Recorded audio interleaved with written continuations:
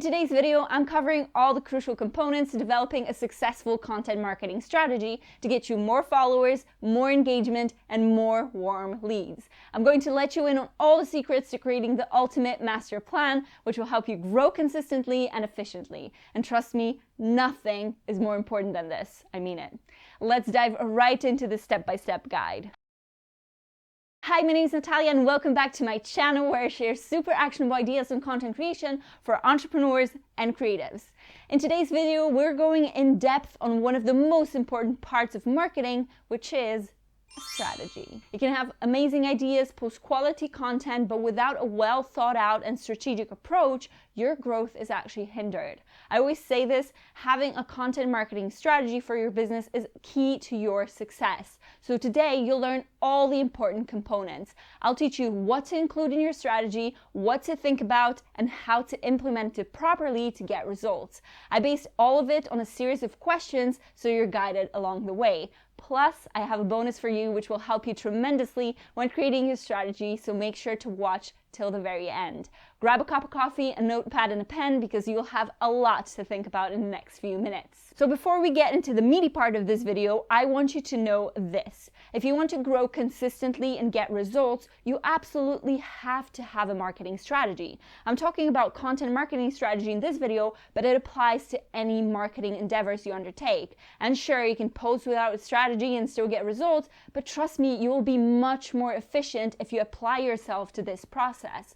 Let me know in the comments below if you have a content plan of your own already. I'd love to know. Secondly, your content marketing strategy should go in line with your business objectives and your customers' needs. There's no point in creating a strategy that will not produce what you want in your business and what your followers actually need. Step 1, assess where you are now. So as I mentioned just a moment ago, your strategy for content should be based off of your customers' needs and your business objectives, and we'll have a look at the latter here. To start off, you need to know where you are now. Run your business through the critical metrics to check which parts are doing well and what needs improvement. This way you'll know which areas to focus on, and that will give you a sense of direction and will provide a tactical path for further growth. How do you do this?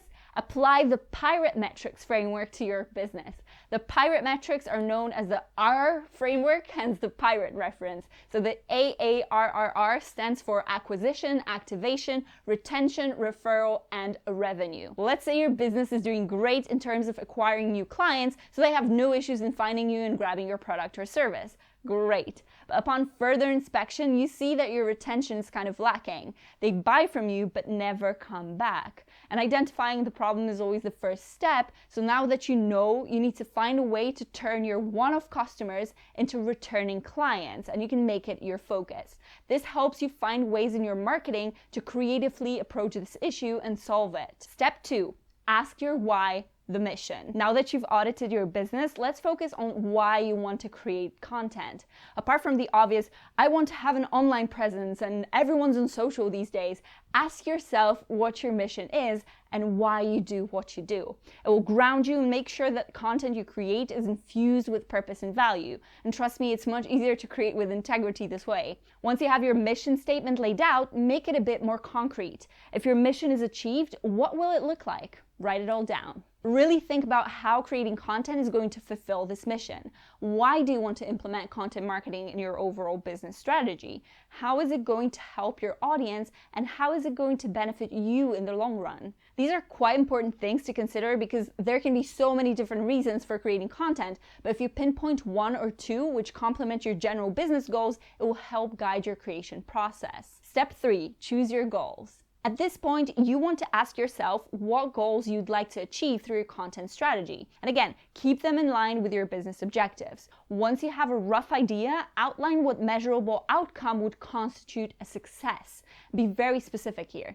Instead of general statements like, I want more followers, set a specific goal which is measurable both in terms of numbers and timeframes. So say, I want to get 100 new followers on Instagram each month, or by the end of this year, I will have reached 10,000 subscribers on YouTube. This way you can keep yourself accountable and actually measure your outcomes in a much more real way. And of course, that's just a simple example and your goals don't have to be follower oriented. Step 4, pick your KPIs. Once you have your mission and goals set in place, choose which metrics will help you track your progress. It's extremely important because this is how you actually measure the outcome of all your actions. How will you test if the strategy is reaching the assumed goalposts? So let's say if you want more engagement, you can focus on shares, likes, comments, which will give you a good indication of your overall engagement rate. If you're trying to generate leads through your content, measure your lead generation rate or conversion rate. Once you've chosen the KPIs you want to focus on, think of which tools you should use to track them and how you can create reports for analysis. It's very important that you have a system in your business to measure, track, and analyze your progress. Step 5, define your audience. Now for the fun and sometimes tricky part. You want to know who your audience is. This is absolutely crucial because you want to know you're talking to the right people in the right way, with the right message, at the right time, and at the right place. I hope you get the gist. Focusing on defining your dream audience ensures that you're not wasting your time and money on creating content that falls on deaf ears. You need to make sure that you're targeting people you can help, serve, or provide value for one way or the other. This in turn means that they will actually want to listen. Let's explore these questions that can help you identify the perfect audience. What are their demographics? So sex, age, location. What are their problems and solutions they're looking for? And where are they daily? What apps do they use? How do they consume content? Where do they look for solutions, and how do they search for content? How do they make decisions? How do they buy? What are they likely to be enticed by to drive the sales process? Don't be superficial here. Really go in depth on who they are and observe carefully if all of this is reflected in real life. Once you have this base established, segment your audience based on their consumer behaviors. And we note from you here, there's a tendency to segment the audience solely on the demographics. So say, professional women in their 30s interested in design. But within this group, these women can have very different ways they buy or consume content, and this is what you should focus on when segmenting your audience. So say some are more likely to buy after establishing a relationship and can be reached via email marketing, and some may purchase more impulsively after seeing a recommendation from their favorite influencer. This is of course a very general example, and it will be very specific to your audience, your industry, your niche. So take the time to analyze it for your specific case. To further help yourself establish a more personal connection and keep a clear vision on who these audiences are, create personas. Think of those as semi-fictional representations of who your audience is based on the research you've just done. Then attach different content types to them. More on it later, so make sure to watch till the very end. Be as detailed as possible. This helps not to devalue or idealize your target audience, which we sometimes tend to do. And at times we may think they have no knowledge whatsoever, or we expect them to understand major, complicated notions which they might not even be aware of. And finally, at the beginning, it's tempting to think your audience is in fact you, but it's not. You may understand them, but remember that they may behave completely different to you. Step 6, establish types of content. Now that we've got the basics covered, we can begin thinking about content. With everything we've just researched, think what unique message or ideas you want to convey. What values do you bring first? This is your foundation for content creation. Next, think what language you'll use to reach the particular segments of your audience. What tone and style will work best? Then we're going to focus on how to differentiate yourself and how your business will stand out from what's already out there. What unique selling points define your brand? How are you different from what's already being created? And hey, you don't have to reinvent the wheel. You'll always have a unique perspective, so tap into that. The next step is to choose your channels. So what 1-2 channels will you focus on at first? What are you good at? Tap into this potential. If you like to speak, video. If you like to write, blog. You get what I'm saying. Remember to think about where your audience spend their time and how they consume content. And a word of warning for me, if you're just starting out, it's tempting to go overboard and be present on every platform. However, to grow efficiently, I always advise to focus on just 1 or 2. So start slow at the moment, and of course, nothing stops you from expanding later on when you have more capacity to do so. Therefore, the next question is, where will you move on to in the future? Next, think what types of posts you'll be creating. How can you support your content with infographics, checklists, transcripts, ebooks? What categories are you going to cover? Educational, light, emotional, inspirational? Don't forget to think about design as well. Keep it in line with your brand's visual identity. If you're planning on posting quotes, keep the format consistent. What colors, elements, icons will you use for particular types of content? When supporting your content with photos, what mood are you going for? And a very important step is to identify what content is missing out there. What gaps can you fill by producing specific content? What are people searching for that they can't really find? Pick your cornerstone content and plan follow-up chunks, and find other types of content by repurposing content, atomization, so like take chunks of huge piece of content and produce smaller bits from it. And then turn to your clients, so user-generated content or curate content produced by others. Step 7, pick keywords and metadata. Researching keywords at this stage is quite a good practice. Find a mixture of niche and generic keywords to lead your content, and remember to track these keywords in your marketing processes. Then establish a baseline of categories, tags, and hashtags for your content. So let's say you have a food blog. Your categories could be recipes, techniques, culture and travel, and your tags could pertain to particular ingredients like coconut milk, yeast, or dietary requirements like gluten or dairy-free. And again, a very quick example to just give you an idea of what this could be. Step 8, create content calendar. And on to planning your content execution. Choose when you're writing to whom about what. It's easier now that you have your audience's behaviors established. So mix content types to keep it interesting and actually plan for it. Single out the particular times when your audience might be interested in particular subjects. So if you're offering gift vouchers, it might be useful to push some content around Mother's Day, etc. So what holiday and occasions are driving particular behaviors for your audience? Maybe they need a value-driven nudge during this time. It can be informative or more sales focused. And what subjects are trending in particular months? Identify those at this stage. Next, map your content based on all I mentioned. And moreover, plan your cornerstone pieces first and pick dates for the follow-up posts to create a journey for your audience. Think of it almost like a storytelling process and guide your audience through it. If you have any series in mind, make note of them now. What is the best time to launch it and what time is best to post it? Choose the frequency and put them on your calendar. And while you're at it, allocate resources. If you're not a solopreneur who does it all, think of your team and their role in the whole content creation process. So who's creating this piece of content? Who's doing the research? And of course, if you are the only one on the team, that's fine. Pick the dates and have at it. Planning is key, and knowing what your resources are from the get-go is going to help you along the way. And a bonus point, have a way of retaining good ideas. Even if the time is not right to create something specific, or there's simply no time for it in the calendar, implement a way to store the ideas for future use.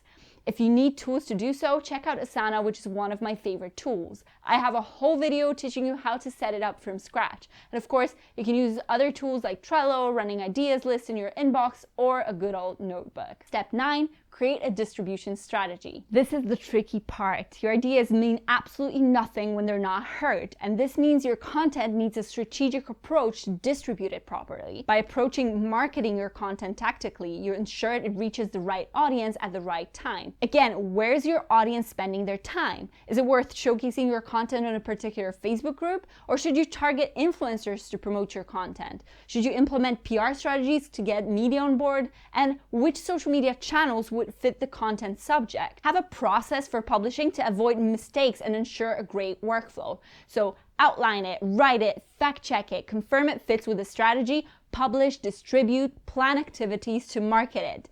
If you'd like to know more about how to perfect your own content creation workflow, let me know in the comments below and I can record a video for you on the subject. Another tip for me on how to promote your existing content is to set reminders to post evergreen content after a particular time. So let's say a month, half a year, and a year from the time it was published. I also highly recommend having an inventory of content for yourself.